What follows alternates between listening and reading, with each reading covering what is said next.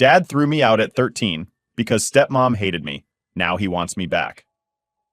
So all this started back in 2020, right when the lockdowns hit. I was 13 at the time, living in Houston, and things were pretty okay between me and my stepmom, Laura. Honestly, I saw her as a second mom. She had been around for a while and we always got along. She was nice to me, and I liked being around her. I never felt like she treated me differently from how she would have treated her own kid, so when she found out she was pregnant, I was excited for her. At the time, my real mom, Rachel, who's a surgeon, was working like crazy because of the pandemic. Since her schedule was nuts, I ended up staying with my dad, David, and Laura during the lockdown. It was supposed to be a temporary thing, but with everything happening, it turned into a much longer stay than anyone expected. In the beginning, everything seemed normal. We were all just trying to get through lockdown life, watching movies, hanging out, that sort of thing. I figured it would be nice spending more time with them, especially since Laura was pregnant and all. I thought I'd be a big part of this new chapter, helping out with the baby and being an awesome big sister. But yeah, that's not how things went. When Laura was around 4 months pregnant, stuff started to shift. At first, it was little things. She'd snap at me over something small and I'd think, okay, maybe she's just having a rough day. I mean, she was pregnant, stuck at home, and dealing with lockdown stress. I tried to brush it off because it wasn't a big deal, right? But it didn't stop. Actually, it got worse. A lot worse. Out of nowhere, it seemed like everything I did was annoying her. And I'm not even a messy kid. I'm pretty neat. I followed the house rules, helped with chores, and did what I was supposed to. But nothing I did was good enough for her. She'd walk into a room, see me sitting there, and just sigh loudly like my presence was ruining her day. It was like she couldn't stand to be around me anymore, and I couldn't figure out what I'd done wrong. I started spending most of my time in my room. I didn't want to make things worse, so I just stayed out of the way. I'd come out to do chores or grab food, but other than that, I tried to be invisible. Even then, she'd still get mad. One time, she came into my room absolutely furious, yelling about how my room smelled so bad it was making her sick. I looked around and couldn't see what she was talking about.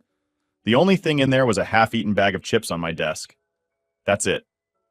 Before I could even say anything, she started crying, full-on sobbing, like I had done something terrible.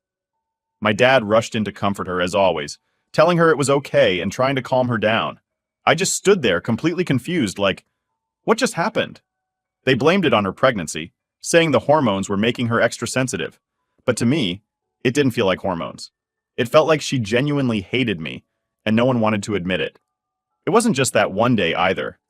Everything I did seemed to set her off. I'd sit quietly reading or watching something on my phone, and she'd walk in, get mad that I wasn't helping around the house, even though I'd already done my chores for the day. Or I'd be in the kitchen getting a snack, and she'd come in, huffing about how I wasn't cleaning up fast enough, even if I was literally in the middle of washing a dish. The worst part? My dad didn't defend me, not even once. Every time she'd get upset, he'd just stand there trying to calm her down, telling me to be more understanding or that she's going through a lot with the pregnancy. But he never asked how I was feeling. It was like I didn't even matter. I was just there, in the way. I started feeling like a total outsider in my own home. I couldn't be in the same room with them without feeling like I was walking on eggshells. I'd try to talk to my dad about it, ask him why Laura was treating me like this, but he always brushed it off. He'd say stuff like, she's just stressed, or she doesn't mean it, she's just having a hard time. But after a while, it didn't feel like she didn't mean it. It felt like she did. It got to the point where I didn't want to leave my room at all. My mental health tanked. I started feeling like I was a problem, like I wasn't wanted there. I'd lie in bed at night, worrying that my dad was just going to tell me to leave. The anxiety was so bad that my hair actually started falling out. I remember pulling out handfuls of it, just sitting there in shock, wondering how things had gotten so messed up so fast. I tried to make things better. I really did. I started doing more chores, trying to stay as helpful and out of the way as possible. I'd clean the kitchen, do the laundry, all of it. But no matter what I did, it wasn't enough. Laura would still find something to complain about. One day, it'd be the way I folded the towels. The next, it'd be that I left a cup in the sink for too long. There was always something. And it wasn't just the tasks, it was the tension in the house. The air felt thick, like everything was about to explode at any second. I couldn't relax, couldn't just be a normal kid in my own home. I dreaded every moment that I had to leave my room. Even when I tried to tune it all out with headphones, it didn't help. The stress was suffocating. I tried to act like it wasn't affecting me, but deep down, I knew I was breaking. I just wanted to go back to my mom's house, but with the pandemic and her crazy work hours, I was stuck. Every day felt like walking on a tightrope, not knowing when Laura was going to snap again, or when my dad was going to finally tell me I wasn't welcome anymore. The more I thought about it, the more it seemed like maybe Laura didn't want me there at all. That idea stuck with me, and it scared me because at 13, where was I supposed to go if things got worse? I didn't have the answers, but I knew one thing for sure. Things were only going downhill from here. Then, in a normal day, or as normal as things could get in that house, I was sitting in the kitchen, scrolling through my phone, just trying to pass the time. I remember it so clearly because I wasn't doing anything out of the ordinary. I wasn't making a mess or being loud or anything. I was just sitting there, waiting for my cereal to get soggy. I like it that way. Weird, I know, but that's just how I've always eaten it. Anyway, I was minding my own business when Laura walked in. At first, she didn't say anything. She just stood there, looking around like she was on a mission to find something wrong. The kitchen was spotless. I mean, I'd cleaned it that morning. Dishes were done, counters wiped down, everything was in its place. But still, she huffed like she couldn't believe what she was seeing, like somehow I was the source of all her problems just for existing in that space. Then she started cleaning, like aggressively, clattering dishes in the sink, wiping the counters so hard it sounded like she was scrubbing concrete. The whole time she's doing this, she's muttering under her breath about how some people don't know how to clean up after themselves, and how the kitchen was always a disaster. And I'm just sitting there staring at my cereal, trying not to react, because I know if I say anything, it's going to blow up. But then she did something that completely set me off. She walked over, grabbed my bowl of cereal that I hadn't even touched yet, and threw it straight into the trash. No hesitation, just dumped it. It wasn't like there was some huge mess or anything. I hadn't even spilled a drop of milk. It was like she was making a point to show that whatever I was doing didn't matter. I couldn't believe it. Who just throws away someone's food like that? I snapped. All the frustration and stress I'd been holding in for months just came out. I slammed my hands on the table and yelled, "What is your problem with me?" She turned around, eyes wide like she didn't expect me to fight back. "Why do you hate me so much? I haven't done anything to you, and all you do is treat me like I'm trash." She didn't respond at first, just stood there, stunned, like no one had ever called her out before. And then, like clockwork, she started crying, full-on tears, sobbing, acting like I had just said the worst thing imaginable. Before I could say anything else, David, my dad, comes rushing in from the living room, like he always does when Laura starts crying. "What's going on?" he asked. But it was one of those questions where he wasn't actually looking for an answer. He was already taking her side before I could even open my mouth. She started talking through her tears, saying that I was stressing her out, that I was making her feel uncomfortable in her own home, and that she couldn't take it anymore. I looked at my dad, waiting for him to at least ask for my side, but he didn't. Instead, he turned to me and said, "What did you do?" Like it was automatically my fault. Like I had done something so horrible that it was causing her to cry like that. I couldn't believe it. I just stared at him, speechless. Then Laura dropped the bombshell. "I don't want her around my baby," she said, still crying. "I can't handle this stress. It's not good for me. And it's definitely not good for the baby. She needs to leave." That's when my dad walked me to my room, like I was the one who'd done something wrong. He closed the door behind us and looked at me like he was about to say something important, and I could feel my heart pounding in my chest because I knew, deep down, that whatever he said next was going to change everything between us. "You must be doing something to Laura," he said. "No one hates a kid for no reason. You need to stop stressing her out, or you're going to have to leave. I can't have her this upset while she's pregnant. It's not good for her, and it's not good for the baby." I felt like the floor had just dropped out from under me. I couldn't even process what he was saying.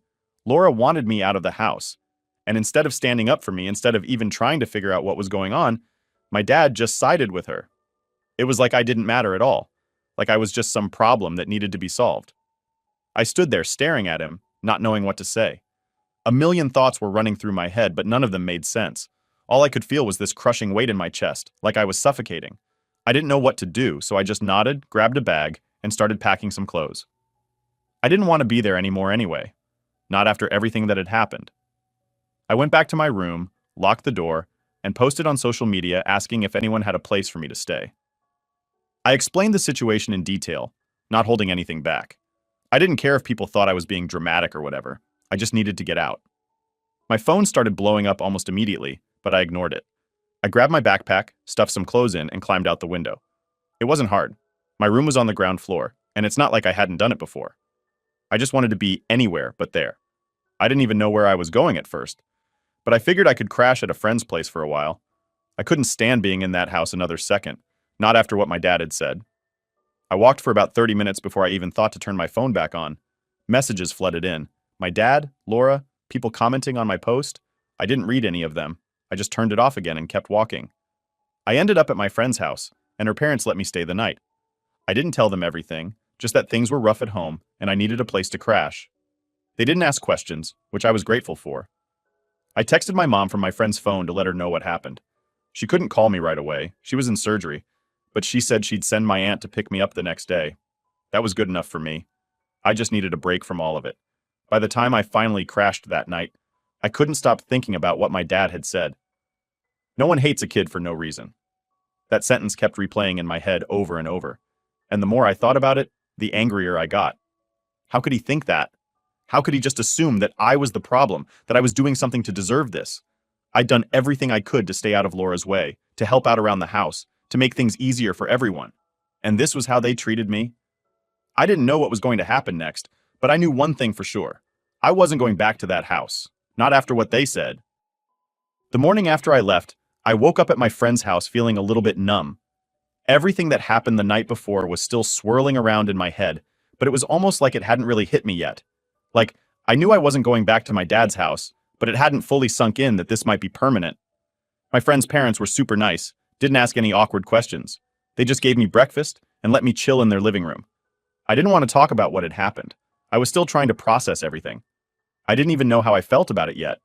Mostly just tired, like emotionally drained, you know? Around midday, my Aunt Maggie showed up. She gave me that concerned look you get when people know something's wrong but don't want to make it worse by asking too many questions. We didn't say much to each other at first. She just helped me grab my stuff from my friend's place and drove me back to her house. I was relieved, honestly. I always felt safe at Maggie's. She's that cool aunt who always gets it, never judges, and knows when you just need space. As we pulled up to her house, I finally turned my phone back on. Big mistake. My phone blew up with texts and calls, mostly from my dad. He must have tried calling me at least 20 times the night before. There were messages too, some from him, some from Laura, but also a few from people in the family, probably after my dad's post about me running away. I didn't bother reading all of them at first. Just too much. I needed a break from all that, but I did text my mom to let her know I was okay, even though she already knew since she and Maggie had talked. I didn't want her worrying more than she already was with all the work stress. She texted me back right away, saying she was glad I was safe and that we'd talk when she could catch a break from the hospital. I knew my dad must have been losing it after realizing I wasn't at the house, especially when I didn't respond to his calls. But honestly, I didn't care. He's the one who basically told me I wasn't wanted there. What did he expect? I didn't feel like dealing with his excuses or hearing him try to make it sound like it was my fault. Not after what he'd said to me the night before. But as I sat there, I couldn't help but think about the bigger fallout. I knew my grandparents, my dad's parents, weren't going to take this lightly. They were always super protective of me, especially since I didn't live with my dad full time. They'd probably tear into him for what happened. I couldn't even imagine what they'd say once they found out the whole story. Curiosity got the better of me, and I finally started reading some of the messages. First, there was a long one from my dad that basically said he was sorry for how things went down, but he kept defending Laura, saying she was just stressed from the pregnancy and that I needed to be more understanding.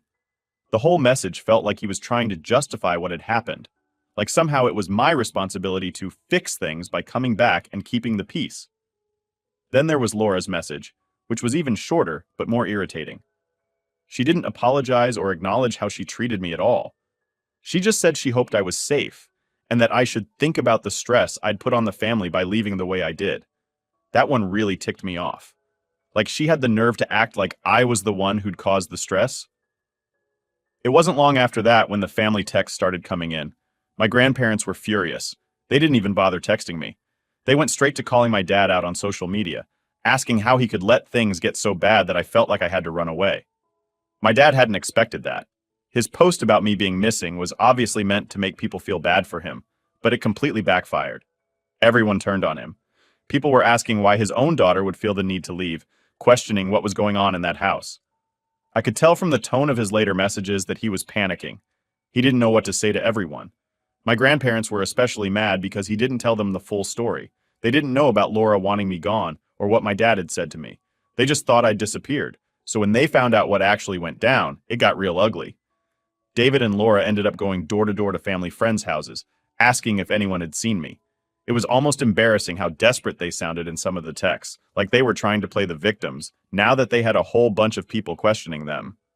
But I knew better. They weren't upset because I left. They were upset because everyone else knew about it now. The guilt trip didn't work on me. The more I read through their messages, the more I realized I wasn't just mad. I was done. There was no going back. I couldn't unhear the things my dad had said, and Laura clearly didn't want me around. I'd been trying so hard to make things better, to help out and keep the peace, but it was obvious that nothing I did was ever going to be good enough. They didn't want me there, and I wasn't about to beg for their approval anymore. My aunt could tell I was in a bad place that day, but she didn't push me to talk about it. She just let me have space, which was exactly what I needed. Later that evening, she did come into my room and ask if I wanted to stay with her for a while. I didn't even hesitate. Of course I did. Going back to my dad's house was out of the question, and I didn't want to bounce around between friends' houses. Staying with Maggie felt safe. It was my escape from the craziness. The rest of that day was a blur. I spent most of it on my phone, reading all the comments under my dad's post, seeing how people were reacting. There were a few people trying to defend him, saying maybe I was just a difficult teenager, or that the pandemic was making things harder for everyone. But most people were on my side, asking why a 13-year-old would feel like she needed to leave in the first place. Even distant relatives were chiming in, saying how disappointed they were in my dad for letting things get this bad. As much as I appreciated the support, part of me was still hurting. No matter how many people called him out, it didn't change the fact that my own dad had chosen Laura over me. He'd made it clear where his priorities were, and I wasn't one of them. I tried not to think about it too much, but it stuck with me, and every time I checked my phone, the hurt just came back stronger. That night, before I went to bed, I finally texted my dad back. It wasn't a long message, just something to let him know I was safe and that I wouldn't be coming back. I told him I'd be staying with Maggie for a while and that I didn't want to talk to him until I was ready. His response came almost instantly, but I didn't bother reading it. I'd had enough for one day. As I lay there in bed, staring at the ceiling, I realized that things were never going to be the same. Not with my dad, not with Laura. And for the first time in a long time, I was okay with that. After a few days at my Aunt Maggie's house, things started to feel a little more normal, or at least as normal as they could be after everything that had happened. I was still getting constant texts from my dad, but I wasn't really reading them. I knew what he wanted to say, and honestly, I wasn't ready to hear it.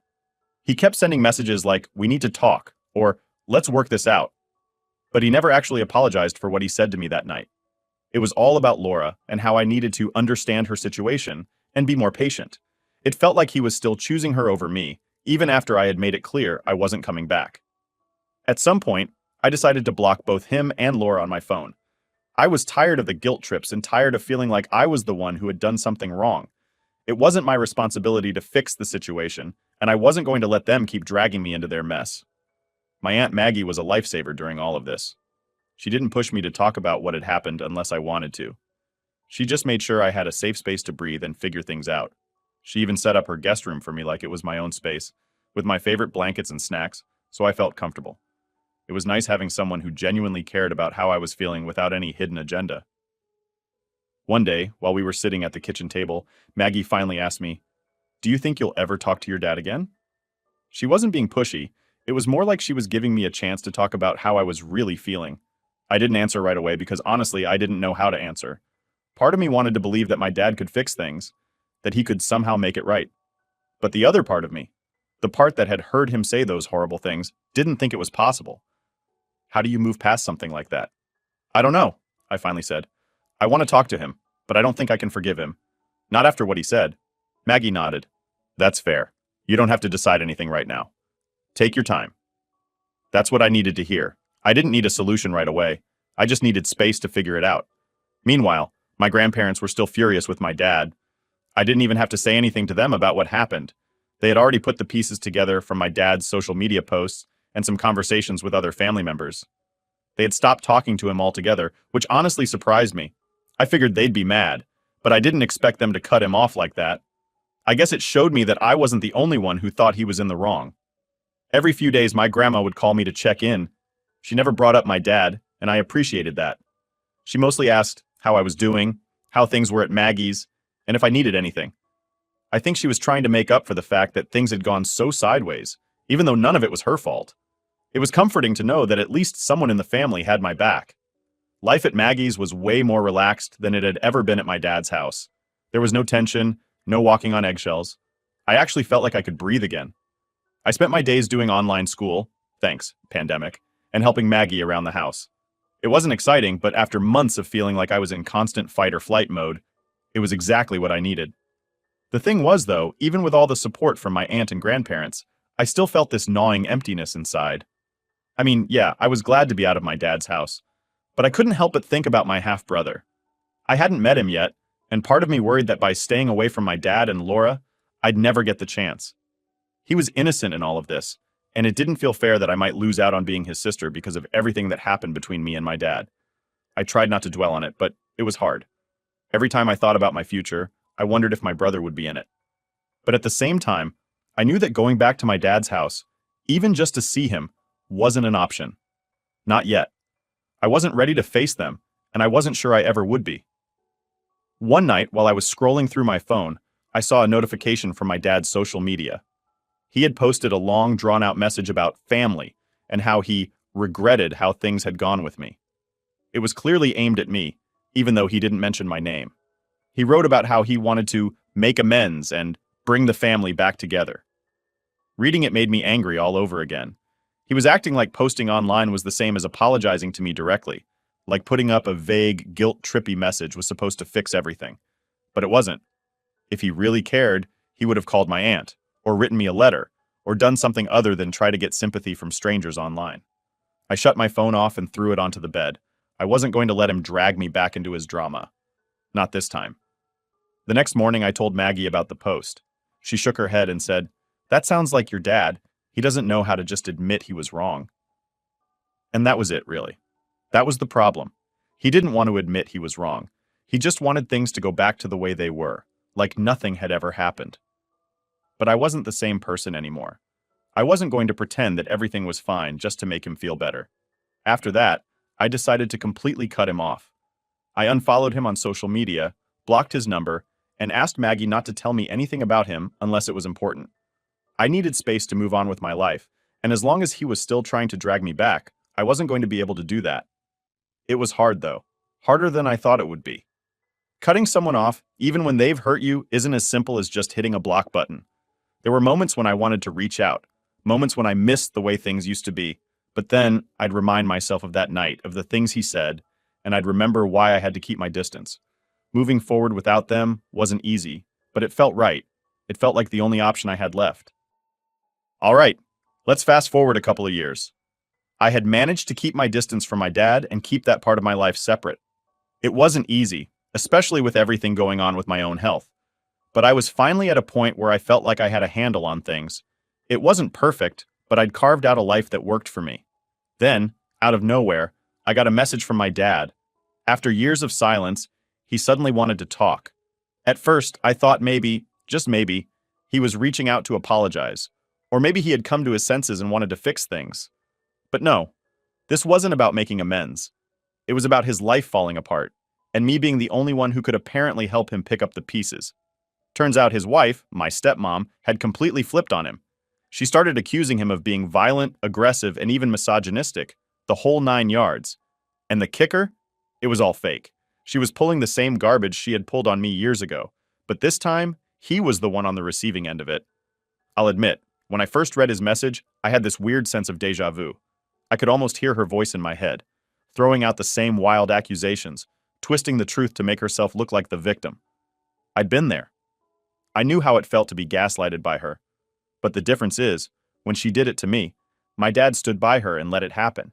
He even got physical with me over it, and I was the one who was thrown out of the family. Now he was the one kicked out of the house, and he had nowhere to go. I'll be honest, it was hard to feel any sympathy for him.